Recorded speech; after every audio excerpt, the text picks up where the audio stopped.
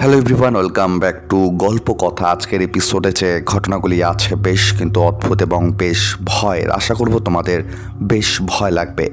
তবে ঘটনায় যাওয়ার আগে বলতে চাই, যারা এখনও অবধি চ্যানেলটিকে সাবস্ক্রাইব করোনি অবশ্যই কিন্তু সাবস্ক্রাইব করে গল্প কথার পাশে থাকো। এবং যেহেতু আমাদের রিচ অনেকটাই কমে গেছে, তাই আমি চেষ্টা করছি যাতে ভালো ভালো ঘটনা তোমাদেরকে দিতে পারি এবং তোমরাও কিন্তু ঘটনা শোনার সাথে সাথে লাইক আর কমেন্ট করতে ভুলো না। আজকের যে প্রথম ঘটনাটি আছে লিখেছে উজ্জ্বল বারুই, এবং তিনি ঘটনাটি যেভাবে লিখেছে আমি ঠিক সেভাবেই ঘটনাটা পড়ছি। আশা করব তোমাদের বেশ ভয় লাগবে। আমি একজন রিটেল কর্মচারী। বাড়ি থেকে কর্মস্থল 18 কিমি দূরত্ব। বাড়ি ফেরার একমাত্র উপায় হলো বাস, ওটাও আবার হাতে গোনা কটা বাস। রাতের নাইট সার্ভিস বাসগুলো, তাই মাঝে মধ্যেই বাসগুলো মিস করে গেলে পরের বাসের জন্য অপেক্ষা। একটা বাসের পর দ্বিতীয় বাসের সময়সূচি 20 থেকে 25 মিনিট আগাপিছু। আমাদের গ্রামের চারমাথা মোড় হতে বাড়ি কিছুটা দূর। পাকা রাস্তা দিয়ে কাঁচা রাস্তা পার হয়ে বাড়ি পৌঁছাতে হয়। এখনও গ্রামে অনেক উন্নত হলেও চার মাথার মোড় বাদ দিয়ে পুরো পথটাই অন্ধকার, একটাও লাইট পোস্ট নেই। গ্রামের ভেতরের সরু অলিগলিতেও একটাও বাতি নেই, তাই সেই অন্ধকার পথ ধরেই আমার প্রত্যহ আনাগোনা। গ্রামের বসতির আগেই একটা ছোট ফাঁকা মাঠের মতো জায়গা আমাকে অতিক্রম করতে হয়। সেইখানে একটি তেঁতুল গাছ রয়েছে বহু বছর ধরে। দিনের পর দিন সেই গাছের কাণ্ড অনেক মোটা ও লম্বা হয়ে যাচ্ছে। সেই তেঁতুল গাছের কাছে ফাঁকা জায়গাটা এক পেতনির বসবাস। ওই পেতনি নাকি শুধু ছেলেদের দেখা দেয় এবং কাছে ডাকে। গ্রামের কয়েকজন নাকি দেখাও পেয়েছে। গ্রামের এক স্বামী স্ত্রী কোথা থেকে অনেক রাত করে বাড়ি ফিরছিলেন। তারাও দেখেন একটি মেয়ে মানুষ ওই তেঁতুল গাছের নিকটে 5 ফুটের পাঁচিলের ওপর বসে দুটো পা তোলাচ্ছে। এই দেখে সেই মহিলার 1 সপ্তাহ শরীরের জ্বর ছাড়েনি। গ্রামের এক মৌলানা সাহেবের কাছে ঝাড়ফুঁক ও তাবিজ দিয়ে সুস্থ হয়েছিল। আরেকটা ঘটনা সঙ্গে প্রত্যক্ষ হয়ে আমাকে আরও চিন্তা করতে বাধ্য করে দেয় সেই স্থানটায় সম্বন্ধে। আমাদের বাড়িতে একটা বিবাহ অনুষ্ঠানে 2 বন্ধু এসেছিল মোটর বাইক নিয়ে নিমন্ত্রণ রক্ষা করতে। হালকা মদ্যপান করে তারা ফিরল রাত 1:30টার সময়। ওইখানে আমি বলে রাখি, আমি কিন্তু তাদের 1 ফোঁটা ওই তেঁতুল গাছের ফাঁকা জায়গাটার নামও আলোচনা করিনি। আমি তাদের বিদায় জানালাম ও বললাম, কিছু অসুবিধা হলে ফোন করিস। 5 মিনিট পর তাদের সত্যি সত্যি ফোন এলো। বন্ধুটি ওই পাশ থেকে বলল, উজ্জ্বল তাড়াতাড়ি আয়, আমাদের বাইকটা খারাপ হয়ে গেল। আমি হেঁটে হেঁটে গেলাম তাদের কাছে। গিয়ে দেখি তারা তেঁতুল গাছের কাছে দাঁড়িয়ে আছে। শুনলাম, কি ব্যাপার তোদের, কি হলো, ভূতের দেখা পেলি নাকি? আমি হেসে ইয়ার্কির ছলে জিজ্ঞাসা করি। যে বন্ধু বাইকের পেছনে বসে যাচ্ছিল সেই বন্ধুর নাম ছিল সুমন। সুমনের কথাতে জানতে পারলাম ওই ফাঁকা জায়গায় তাদের বাইকটি অকেজো হয়ে গেছে আর কিছুতেই সে স্টার্ট নিচ্ছিল না। গাড়িটি থেমে যাওয়ার পর তার টি শার্ট ধরে পেছন থেকে কে যেন টান দিচ্ছিল। এই অবস্থায় তারা দুজনেই খুব ভয় পেয়ে গেছিল। আমি তাদের এই ভৌতুরে জায়গাটা নিয়ে সব বললাম। ঠিক আছে, কিছু হবে না, ভয় পাওয়ার কোনো দরকার নেই। এবার অনেক রাত হয়ে গেছে, বাইকটা স্টার্ট করে দেখে নে হচ্ছে কি হচ্ছে না। তারা এবার মোটর বাইকটি স্টার্ট দিল। এইবার কিন্তু প্রথমবার চালু হয়ে গেল তাদের এই বাইকটা। আমিও একদিন খুব রাত 11টা নাগাদ করে বাড়ি ফিরছিলাম কাজের থেকে। সেই তেঁতুল গাছ পার করেই আমার সারা শরীর জুড়ে কাঁটা দিয়ে ওঠে, গায়ের সমস্ত লোম খাড়া হয়ে যায়। এত ভয় তো আমি কোনো দিনও পাইনি। তবে আজ কেন এমন হচ্ছে? মুখে গুনগুন করে গান করে যাচ্ছি নিজের মনটা অন্যদিকে নিয়ে যাওয়ার জন্য, যেন ভয় না লেগে। তাই 33 কোটি দেবতার নাম করে ফেলেছিলাম, কিন্তু ভয়টা থামবে কিভাবে? কারণ সেদিন যে আমার সঙ্গে আর একজনের পায়ের চলার আওয়াজ ভেসে আসছে। আমি মাথাটা ডান দিকে বাঁয়ে ঘুরিয়ে পেছন দিকে তাকানোর চেষ্টা করলাম, কিন্তু না, পেছনে তো কেউ নেই, কিন্তু হেঁটে চলার পায়ের আওয়াজ দু জোড়া শুনতে পাচ্ছি। এটা আমার দ্বিতীয় পাটা পেছন দিয়ে আসছে। বৈশাখের সামান্য গরম, আবার বাতাস, তবু যেন পেছন দিকে ঠান্ডা বাতাসটা। তারপর হঠাৎ করেই আমি পেছনে তাকাই। তারপর ফাঁকা জায়গাটা পার হতেই সেই পায়ের শব্দ বন্ধ হয়ে গেল, আর সঙ্গে সঙ্গে সেই ঠান্ডা বাতাসটাও। সেই ভয়ের কথা আমি আজও ভুলতে পারি না। আজও ওই রাস্তা দিয়ে পার হলে মাঝে মাঝে অনেক রাত হয়, কিন্তু সেই অভিজ্ঞতা আজও মনে পড়ে যায়। এটাই ছিল ঘটনা। প্রথম ঘটনাটা কিন্তু বেশ অদ্ভুত ছিল। তোমাদের কেমন লাগলো অবশ্যই কিন্তু কমেন্ট করে জানাও। এবং সত্যি বলতে গ্রামের দিকে এরকম ঘটনা কিন্তু সচরাচর অনেক শোনা যায়। এবং তোমাদের জীবনে যদি এরকম কোনো অভিজ্ঞতা থেকে থাকে অবশ্যই কিন্তু গল্পকথায় লিখে পাঠাও। গল্পকথায় পাঠাতে হলে কী করতে হবে, ডিসক্রিপশন বক্সে একটি হোয়াটসঅ্যাপ নাম্বার দেওয়া আছে, তোমরা সেখানে আমাকে ঘটনা লিখে পাঠিয়ে দিতে পারো। এবং আরেকটা কথা বলতে চাই, তোমরা যারা ঘটনা শুনছো প্লিজ লাইকটা আর কমেন্টটা করতে বলো না, কারণ তোমরা যদি লাইক আর কমেন্ট না করো তাহলে ঘটনা রিচ অনেকটাই কমে যায়, যার ফলে ঘটনা অনেকের কাছে পৌঁছায় না। এবং অনেকেই আছো যারা আমাকে কল করছো ঘটনা বলার জন্য হয়তো, কিন্তু তাদেরকে একটা ছোট্ট কথা বলে রাখি, আমার ফোনটা, যে ফোনটা আমি ইউজ করি বা সেই ফোনে অনেকটাই প্রবলেম হচ্ছে, ঘটনা রেকর্ড হচ্ছে না, অডিও প্রবলেম হচ্ছে। তো আমি চাই যে একটা নতুন ফোন নেওয়ার পরে আমি এটা স্টার্ট করব। তো আশা করব তোমাদের প্রত্যেকটা এপিসোড ভালো লাগবে। যদি ভালো লাগে অবশ্যই কিন্তু কমেন্টটা লাইক করতে ভুলো না।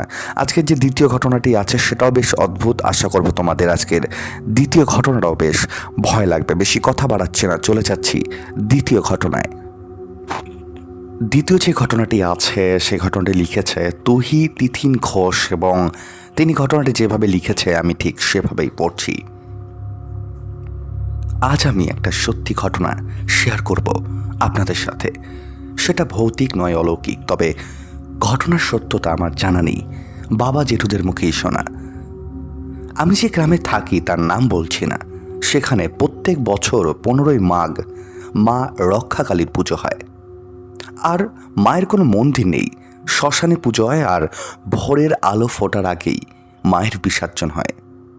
মায়ের থানে কোনো বাজনা বাজে না, এমনকি সেদিন যেন কোনো গাড়ি ওই দিক দিয়ে যায় তাহলে তার হেডলাইট বন্ধ করে দিতে হয়।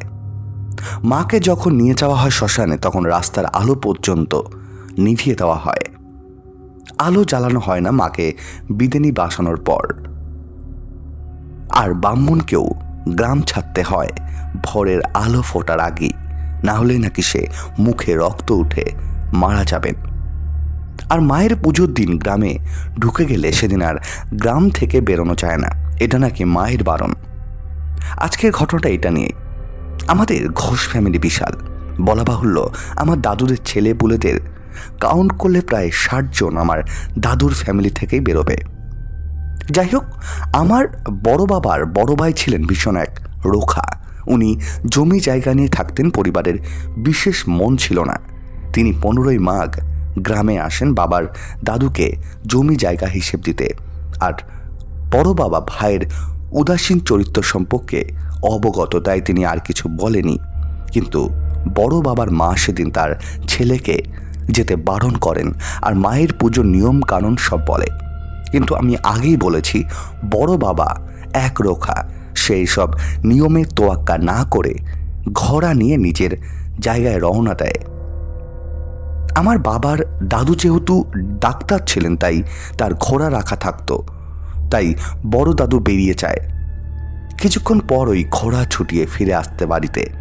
স্বভাবতই বাবার ঠাকুমা জিজ্ঞাসা করে কি হয়েছে। তখন বড় বাবা বলেন যে দেখো না মা, যাচ্ছিলাম যেই গ্রামের বাইরে যাব ছিন্ন মস্তা তলার কাছে, আমাদের গ্রামের শেষের দিকে আছে মায়ের ছিন্ন মন্দির। একটা বাচ্চা মেয়ে আমার ঘোড়ার লাগাম টেনে ধরে জিজ্ঞাসা করে কোথায় যাচ্ছিস, জানিস না আজ আমার পুজো, তোর সাহস কেমন করে হয়? আর যেমন বলা তেমনি কাজ, ঘোড়া আমার এক পাও নড়ল না, ওইখানেই চুপ করে দাঁড়িয়ে রইল। কি জ্বালাতন, আজ আমার গুরুত্বপূর্ণ কাজ ছিল। এই বলে থামলেন বড় বাবার ভাই। তার মাও চুপ করে দাঁড়িয়ে থেকে বলল, যা ঘরে যা, পুজো নেই, অনর্থ থেকে রক্ষা করেছে মা তোকে। পরের দিন বড় বাবা আবার যান নিজের কাছে। আবার একটা ঘটনা আমার মেঝো জেঠুকে নিয়ে। তিনি সরকারি উকিল, কলকাতা হাইকোর্টের। আমি যে যশোরের চিরুনি আর আমার চেম্বার কথা বলেছিলাম, সেই জেঠু তার 14 বছরের মেয়ে আর 14 দিনের ছেলেকে হারিয়েছিল। আমি জেঠুকে মেজদা বলি, আর মেজদা আমার নিজের মেয়ের মতো ভালোবাসত। সেদিন 15ই মাঘ ছিল, আর সেদিন ছিল মেজদার ইম্পর্টেন্ট সুনামি। তাই মেজদা বেরোনোর তোড়জোড় করছে। সেই সময় আমার নাম্মি মামা বলে যে ঠাকুমা এসে বলেন যে আজ কোথায় যাবি, আজ 15ই মাঘ, কোথাও যাওয়া হবে না, জানিস না তুই। মেজদা জোরোজোরি করলেও সেদিন বেরোনো হয়নি। পরের দিন ভোরে ট্রেন ধরে কলকাতা আসে, আর কোর্টে এসে জানতে পারে সেদিন জজ সাহেব কোর্টে আসেনি। তার খুব শরীর খারাপ, তাই 7 দিনের জন্য শুনানি পিছিয়ে গেছে। আর 7 দিন পর শুনানিতে মেজদা কেসটা জিতে যায়। জজ সাহেবের শরীর খারাপটা কাকতালীয় না মায়ের নীলা জানি না, তবে যেখানে বিশ্বাস সেখানেই সব কিছু সম্ভব। এটাই ছিল ঘটনাটা কিন্তু বেশ অদ্ভুত। এবং সত্যি বলতে আমরা মানুষ, আমরা কোনো কিছু খুব সহজে আমরা বিশ্বাস করতে চাই না যতক্ষণ না সেই জিনিসটা আমাদের সাথে ঘটে। আমি মনে করি এই দুনিয়াতে ভূত প্রেত অলৌকিক বা ভৌতিক যাবতীয় যা কিছু আছে সেগুলো কিন্তু পুরোটাই আমাদের মনের ওপর বিশ্বস্ত। এবং যা বিশ্বাস করে ভূতে বা ভগবানে, যেটা যেরকমই হোক না কেন, তো সেটা কিন্তু পুরোটাই কাকতালীয় বলা যেতে পারে, বা সেটা বাস্তবে ঘটছে। অ্যাকচুয়ালি যাদের সাথে ঘটে যে কোনো ঘটনা, তারাই কিন্তু এর প্রমাণ এবং সাক্ষী দিতে পারে। এবং বলে রাখি, গল্প কথা কিন্তু কোনো রকম কোনো কুসংস্কারকে বা কোনো কিছুকে, কোনো ধর্মীয় কোনো কিছুকে কিন্তু আঘাত করে না কোনো ঘটনার মাধ্যমে। আমরা ঘটনাগুলিকে শুধুমাত্র এন্টারটেনমেন্ট হিসেবেই নিই, এবং আশা করব তোমরাও ঘটনাগুলিকে শুধুমাত্র এন্টারটেনমেন্ট হিসেবে নেবে। যদি কারো এই ঘটনাগুলোর জন্য কোনো রকম ধর্মীয় আঘাত লেগে থাকে বা কোনো রকম কোনো সমস্যা থেকে থাকে, অবশ্যই কিন্তু আমাকে কমেন্ট বক্সে কমেন্ট করে জানাতে ভুলো না। এবং তোমাদের জীবনে যদি কোনো ভৌতিক ঘটনা থেকে থাকে, অবশ্যই কিন্তু গল্প কথায় ঘটনা লিখে পাঠাও। গল্প কথায় ঘটনা পাঠাতে হলে কী করতে হবে, ডিসক্রিপশন বক্সে একটি হোয়াটসঅ্যাপ নাম্বার দেওয়া আছে, তোমরা সেখানে আমাকে ডিরেক্টলি ঘটনা লিখে পাঠাতে পারো। অনেকেই আছো আমাকে ফোন করছো, তবে আমি তাদেরকে বলতে চাই, আমি বলেছিলাম যে আমি গোস্টলি কল রেকর্ডিং চালু করব, তবে আমার যে ফোনটা আছে ফোনে আমি কারোর সাথে কথা বললে, সে রেকর্ড করলে সেটা অনেকটা সমস্যা হচ্ছে, শোনা যাচ্ছে না। তাই আমি চাইছি যে একটা নতুন ফোন নিয়ে যদি সেটা শুরু করা যায় অনেকটাই ভালো হবে। তো আশা করবো সেটা খুব তাড়াতাড়ি শুরু হবে। তোমরা সাপোর্ট করো, ভালোবাসা দাও। যেহেতু রিচ অনেকটাই কমে গেছে, তোমরা ঘটনা শোনার সাথে সাথে লাইক আর কমেন্ট করে দাও, যাতে রিচ আরও বেড়ে যায়। এবং শেয়ার করতে ভুলো না। অনেক ধন্যবাদ। চলে যাচ্ছি আজকের তৃতীয় ঘটনায়। আজকের তৃতীয় ঘটনাটাও কিন্তু বেশ অদ্ভুত, এবং আশা করব তোমাদের বেশ ভয় লাগবে। চলে যাচ্ছি আজকের তৃতীয় ঘটনায়। আজকের যে তৃতীয় ঘটনাটি আছে, লিখেছে নন্দিতা দাস। তিনি ঘটনাটি যেভাবে লিখেছে আমি সেভাবেই পড়ব। ঘটনাটি ঘটেছে আমার এক রিলেটিভের সাথে। ঘটনাটা যেভাবে ঘটেছে আমি ঠিক সেভাবেই ঘটনাটি বলছি। সময়টা ছিল 24শে ডিসেম্বরের রাত। বোম্বে পুনে হাইওয়ে ধরে নিজের গাড়িতে পুনেতে ফিরছিলেন মধ্যবয়সী ডাক্তার সুখময় চ্যাটার্জি। ড্রাইভার সুখেন ড্রাইভ করছিলেন। উনি পেছনে বসে কখনো কখনো বাইরে তাকিয়ে রাতের সৌন্দর্য উপভোগ করছিলেন। ডক্টর চ্যাটার্জি কাজ করে সন্ধ্যার আগেই রওনা দেবেন ভেবেছিলেন, কিন্তু সুখেন বললেন যে দাদা, আপনি ডিনারটা সেরে নিলে ভালো করতেন। রাস্তায় আজ খুব জ্যাম হবে, আপনার ডিনারে দেরি হয়ে যাবে। ডক্টর চ্যাটার্জি ভীষণ রুটিন মাফিক চলেন। বেশি রাত করে খাওয়া ওনার ধাতে নেই, যা খুশি খেতেও পারেন না। সুখেনের কথাটা ওনার সঠিক বলেই মনে হয়। আর ডিনার সারতে গিয়েই 7:30 বেজে যায়। বেশ কিছুটা পথ আসার পরে উনি বাইরের দিকে তাকিয়ে দেখলেন রাস্তার ধারে একটু দূরে দূরেই কখনো 4 চাকার কখনো 2 চাকার গাড়ি থেমে রয়েছে। গাড়ির লোকজন গাড়ি থেকে নেমে দাঁড়িয়ে পাশের দিকে রয়েছে। উনি বিস্মিত হলেন, দিব্যি গাড়ি চলছে, এরা কেন থেমে রয়েছে? জ্যামে গাড়ি মাঝে মাঝে দাঁড়িয়ে যাচ্ছে ঠিকই, তবে সেটা তো অস্বাভাবিক কিছু নয়। মাঝে মাঝে রাস্তা একদম ফাঁকা হয়ে যাচ্ছে। সুখেনকে জিজ্ঞাসা করলেন যে কী ব্যাপার সুখেন, কিছু দূর পরপরই দেখছি গাড়িগুলো দাঁড়িয়ে আছে, কিন্তু আন্দাজ করতে পারছো? সুখেন বলল, আসার আগে শুনেছিলাম পথে একটা বড় সড়ো অ্যাক্সিডেন্ট হয়েছে, তবে রাস্তা পরিষ্কার করে দেওয়া হয়েছে যে নেই। আমি রওনা হয়েছি, এখন কি ব্যাপার বুঝতে পারছি না। আর কোনো কথা হলো না। ওনার গাড়ির পাশ দিয়ে একটা বাইক এগিয়ে এলো। বাইকের পেছনের দিকে দেখে একটা লোক বসে আছে। দেখে প্রথমে চমকে উঠলেন। পেছনে একজন হলুদ রঙের হুডি পরা লোক বসে আছে, কিন্তু তার মাথাটা পেছন দিকে, একদম পিঠের দিকে ঘোরানো। মুখে অদ্ভুত এক হাসি ধরে রেখেছে, কেমন যেন জোকারের মতো। উনি এরকম দৃশ্য দেখে চমকে উঠলেন। এ কেমন অদ্ভুত মানুষ চোখে পড়ল। বাইক একটু আগে আগে চলছে। ডক্টর চ্যাটার্জি সেদিকে বিস্ময় চেয়ে রইলেন। গা শিউরে উঠলেন। চোখ ঠিক চলে যাচ্ছে সেইখানেই। সুখেনেরও একই রকম দেখাচ্ছে কিনা জিজ্ঞাসা করতে পারলেন না। আবার জ্যামে গাড়ি দাঁড়িয়ে গেল। ওনার গাড়ির একটু আগেই সেই বাইকটা দাঁড়িয়ে আছে, কিন্তু না, কোনো অস্বাভাবিক কিছু নেই। সেই হলুদ হুডি পরা লোকটা সামনের দিকে মুখ করেই বসে আছে। গাড়ি চলতে শুরু করলো। কয়েক মুহূর্তের মধ্যেই রাস্তা ফাঁকা হয়ে যায়। কিন্তু এ কি, আবার সে বাইকটা, একই দৃশ্য, সেই হলুদ হুডি পরা লোকটার জোকারের মতো হাসি মুখটা, পেছনের দিকে, একদম পিঠের দিকে মুখ। ডক্টর চ্যাটার্জি বললেন, সুখেন? সুখেন শান্ত গলায় বলল, আপনি একটু চোখ বুঝে ঘুমানোর চেষ্টা করুন দাদা। ডক্টর চ্যাটার্জি বুঝে গেলেন যে সুখেন কি বলতে চাইছে। পশ্চিমঘাট পর্বত অতিক্রম পথটা, দৃশ্য বড্ড সুন্দর। মাঝে মাঝে উনি চোখ খুলে দেখছেন, আবার বিস্ময়। এবার দেখলেন একটা টেম্পো গাড়ির সামনে সামনে চলছে, কিন্তু গাড়ির ভেতর একটি ভয়ঙ্কর দৃশ্য। একটা লোক লম্বা গলা বের করে বাইরের মাথাটা ঝুলিয়ে দিয়েছে। বীভৎস দৃশ্য। চোখ দুটো যেন ঠিকরে বেরিয়ে আসছে। রাস্তায় যদিও জোরালো আলো নেই, কিন্তু উনি স্পষ্ট দেখতে পেয়েছেন। সুখেন, গাড়ি থামাও। একটু থেমে বললেন, একটু বিশ্রাম নাও, সকাল থেকে তোমার বিশ্রাম হয়নি। সুখেন গাড়ি থামালো। মিনিট 5 পর সুখেন গাড়ি থেকে নেমে এলো। সামান্য দূরে একটি গাড়ি দাঁড়িয়ে রয়েছে। দুজন লোক গাড়ির বাইরে পায়চারি করছে। ডক্টর চ্যাটার্জি বললেন যে সুখেন সেদিকে এগিয়ে গেল। একজনকে দেখে বলল, একটা কথা জিজ্ঞাসা করব। একজন বলল, হ্যাঁ বলুন। আচ্ছা, রাস্তায় একটু পরে পরে দেখছি গাড়ি দাঁড়িয়ে রয়েছে, এর কারণটা কি? রাস্তা তো ক্লিয়ার। লোকটার কথা শুনে সুখেন চমকে ওঠে। লোকটি বলে, আপনি জানেন না, আজ পরপর 3টি অ্যাক্সিডেন্ট হয়েছে। আমি জিজ্ঞাসা করি, 3টি? সে কি? একটার খবর পেয়েছিলাম। রাস্তা ক্লিয়ার হওয়ার পরে রওনা হয়েছি। আমি তো বেশ ভালোই এলাম, কোনো কিছুই তো বুঝতে পারিনি কোথায় কখন কি হয়েছে। তখন বলে শুনি যে সাবধানের মান নেই, আর এগোবেন না।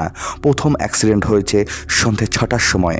সেটা খুব বড় কিছু নয়, রাস্তা ক্লিয়ার হয়ে যায়, কিন্তু তার 2 ঘন্টা পর বড় দুর্ঘটনা হয়। দুজনের একদম স্পট ডেট। যেসব গাড়ি আগেই বেরিয়ে গিয়েছিল তারা ভেবেছিল খুব বাঁচা বেঁচে গেছে, তারা আটকে পড়তেও হয়নি, কিন্তু না। তারপর আরেকবার বড় দুর্ঘটনা ঘটে। দুজনে হাসপাতালে ভর্তি রয়েছে। তাই এগিয়ে লাভ নেই, আবারও দুর্ঘটনা ঘটতে পারে। আজকের দিনটা মোটেও ভালো নয়, তাছাড়া সেই তো আটকেই থাকতে হবে। সুখেন বলল, আমি রাত্রেবেলায় বড় রাস্তায় ড্রাইভ করব বলে ফোন অফ করে রেখেছিলাম, কোনো খবর পাইনি। আমরা প্রথম দুর্ঘটনার আগেই বেরিয়েছি। কিছুক্ষণ রাস্তা বন্ধ ছিল, তারপর ক্লিয়ার হয়ে যায়। আমরা এগিয়ে চলি। এরপরে ফোন খবর পাই দুর্ঘটনার কথা। সামনেও জ্যাম, প্রচুর গাড়ি আটকে আছে। আজকের দিনটা শেষ হলে রওনা দেব। এরপর সুখেন আমার কাছে আছে এবং আমাকে এসে বলে যে এরকম এরকম ঘটনা।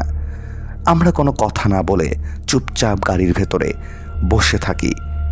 ঠিক এমন সময় একটা জিনিস আমি লক্ষ্য করলাম। ঠিক আমার পাশে সেই গাড়িটা, মানে সেই বাইকটা দাঁড়িয়ে আছে এবং হলুদ রঙের হুডি পরা লোকটা বাইকে বসে আছে।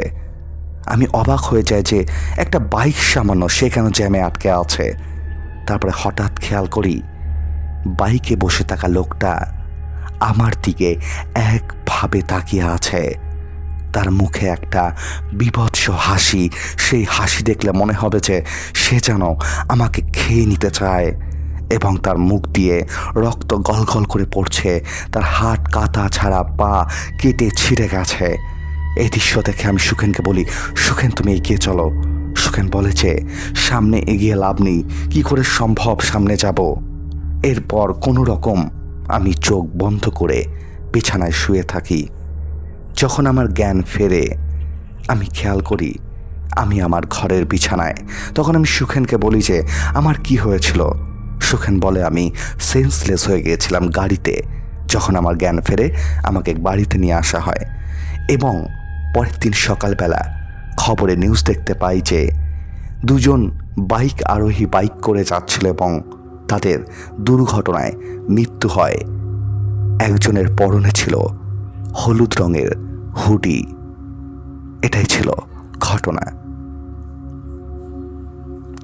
আজকের প্রত্যেকটা ঘটনায় বেশ অদ্ভুত ছিল এবং বেশ ভয়ের ছিল। তোমাদের কেমন লাগলো অবশ্যই কিন্তু কমেন্ট করে জানিয়ে দাও। এবং যারা আজকে ফার্স্ট টাইম গল্পকথার ঘটনা শুনছো তাদেরকে বলবো যে চ্যানেলটি সাবস্ক্রাইব করে গল্পকথার পাশে থাকো। এবং তোমরাও যদি গল্পকথায় ঘটনা পাঠাতে চাও কি করতে হবে, ডিসক্রিপশন বক্সে একটি হোয়াটসঅ্যাপ নাম্বার দেওয়া আছে, তোমরা সেখানে আমাকে ঘটনা লিখে পাঠিয়ে দিতে পারো। এবং বলে রাখি, গল্পকথা কিন্তু কোনো রকম কুসংস্কারকে প্রমোট করে না। আমরা ঘটনাগুলি কিন্তু শুধুমাত্র এন্টারটেনমেন্ট হিসেবে নিয়ে আশা করব গল্পকথা পরিবারের সদস্যরাও ঘটনাগুলিকে শুধুমাত্র এন্টারটেনমেন্ট হিসেবেই কিন্তু গ্রহণ করবে। কেমন লাগলো আজকে 3টি ঘটনা অবশ্যই কিন্তু কমেন্ট করে জানাও। চলে যাব আজকের একটা এক্সট্রা এপিসোড, মানে এক্সট্রা ঘটনায়। ঘটনাটা বেশ অদ্ভুত এবং আশা করব তোমাদের বেশ ভয় লাগবে। আমি চাইছিলাম আজকে তোমাদের একটা এই 3টি ঘটনার সাথে একটা এক্সট্রা ঘটনা দিয়ে দেবো, যেটা ছোট্ট ঘটনা, তবে ভয় লাগবে এটুকুনি বলতে পারি। চলে যাচ্ছি আজকে এক্সট্রা একটা ঘটনায়, যেটা আজকের 4র্থ ঘটনা। চলে যাচ্ছি ঘটনায়। ঘটনাটি লিখেছে বাংলাদেশ থেকে, তিনি তার নাম লিখেছে মেহরুন নাহার মেঘলা। বাংলাদেশ থেকে তিনি ঘটনাটি যেভাবে লিখেছে আমি ঠিক সেভাবেই পড়ছি। সেদিন ছিল বুধবার। হঠাৎ করেই ঠান্ডা হাওয়া পড়ছিল। বিকেলের 4টের ছেলেরা খেলতে বের হয়েছে প্রতিদিন। সারাদিন কোনো কাজের রুটিন ঠিক না থাকলেও খেলতে যাওয়ার সময় তারা ঘড়ি না দেখেও বলে দিতে পারে এখন 4টে বাজে। ঠান্ডা বেশি হলে আমি দুজন গরম কাপড় পরতে এবং হাত ফোল্ড করে দিতাম, চুল ঠিক করে দিতাম। তারপর ওদের সাথে কথা বলতে বলতে দরজা পর্যন্ত নিয়ে গেলাম। দরজা খুলে ওদের বের করে দিয়ে দরজার হ্যান্ডেল হাত দিতে মনে হলো দরজার হ্যান্ডেলটা তেলতেলে। না দেখেই খুব বিরক্ত হয়ে রিভানকে বললাম, আজ আর খেলতে যেতে হবে না, বাড়িতেই থাক। রিভান হচ্ছে আমার ছোট ছেলে।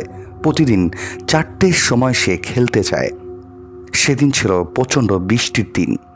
রিভান অনেক জেদাজেদি করছিল খেলতে যাওয়ার জন্য, কিন্তু আমি ওকে অনেক জোর জবরদস্তি ঘরে আটকে রাখি খেলতে দিতে না যাওয়ার জন্য। এইভাবে প্রায় অনেকক্ষণ কেটে যায়। রাত তখন কটা হবে, প্রায় 7টা বাজে। রিভান আমাকে বলেছে, মা আমি কিছু খেতে চাই। আমি রিভানকে বলি যে তুই ঘরে বস, আমি তোর জন্য কিছু রান্না করে দিচ্ছি। এমন সময় আমি খেয়াল করি যে রান্নাঘরের ভেতরে কেউ একজন দাঁড়িয়ে আছে এবং কিছু একটা করছে। আমি প্রথমে প্রচণ্ড ভয় পেয়ে যাই। তারপর সাহস করে ভেতরে যাই এবং ভেতরে গিয়ে যেটা দেখি সেটা দেখার জন্য আমি মোটেও প্রস্তুত ছিলাম না। ভেতরে গিয়ে দেখি ঠিক রিভানের মতো একটা বাচ্চা রান্নাঘরে বসে আছে। আমি ওকে জিজ্ঞাসা করি, কে তুই, কোথা থেকে এসছিস? তখন বাচ্চাটি আমার দিকে চাকায় এবং আমি চমকে যাই, এটা তো রিভান। আমি রিভানকে বলি যে তুই তো বাইরে ছিলিস, ঘরে কি করে এলি? রিভান তখন আমায় বলে যে কই, আমি তো রান্নাঘরেই বসে আছি। আমি অবাক হয়ে যাই। আমি তারপর রান্নাঘর থেকে বাইরে যাই এবং বাইরে গিয়ে দেখি রিভান টিভির সামনে বসে আছে। আমার মাথা কোনো কাজ করছে না। আমি রিভানকে বললাম যে তুই তো রান্নাঘরে ছিলিস, টিভির সামনে কি করছিস? রিভান আমায় বলে, কই আমি তো এখানেই বসে আছি, তুমিই তো বললে যে আমার জন্য রান্নাঘর থেকে তুমি খাবার করে নিয়ে আসবে। আমি রিভানের ওপর প্রচণ্ড রেগে যাই এবং ওকে নিয়ে আমি রান্নাঘরের ভেতরে যাই। গিয়ে দেখি সেখানে কেউ নেই। কেন আমার সাথে সেদিন এরকমটা হয়েছিল আমি জানি না, তবে সেদিন আমার জীবনে এমন ঘটনা আমাকে প্রচুর ভয় পাইছিল। এটাই ছিল ঘটনা। আজকের প্রত্যেকটা ঘটনায় বেশ ভয় ছিল। শেষের যে ঘটনা ছিল আমাকে একজন পাঠিয়েছিল, একদম ছোট্ট ঘটনা। আমি চাইছিলাম ঘটনাটা শেষে পড়তে। আশা করব তোমাদের ভালো লেগেছে। কেমন লাগলো অবশ্যই কমেন্ট করে জানিয়ে দাও। এবং যারা আজকে ফার্স্ট টাইম গল্পকথার ঘটনা শুনছো অবশ্যই লাইক এবং কমেন্ট করতে ভুলো না। শেয়ার করে দিও ফ্যামিলির সাথে। এবং তোমরাও আমাকে গল্পকথায় ঘটনা লিখতে পাঠিয়ে দিতে পারো। ঘটনা পাঠাতে হলে কী করতে হবে, ডিসক্রিপশন বক্সে একটি হোয়াটসঅ্যাপ নাম্বার দেওয়া আছে, তোমরা সেখানে আমাকে ডিরেক্টলি ঘটনা পাঠিয়ে দিতে পারো। এবং একটা রিকোয়েস্ট তোমাদেরকে করতে চাই, যারা শেষ অবধি ঘটনা শুনেছো, প্লিজ লাইক আর কমেন্ট করতে ভুলো না। কারণ তোমরা যদি কমেন্ট আর লাইক না করো তাহলে ঘটনা রিচ অনেকটাই কমে যায়, এবং ঘটনা রিচ কমে গেলে অনেকের কাছেই ঘটনা পৌঁছায় না। আমি তাই প্রত্যেকটা সময় তোমাদেরকে রিকোয়েস্ট করি যাতে তোমরা ঘটনাগুলো লাইক আর কমেন্ট করো। এবং বলে রাখি, গল্প কথা কোনো রকম কুসংস্কারকে প্রমোট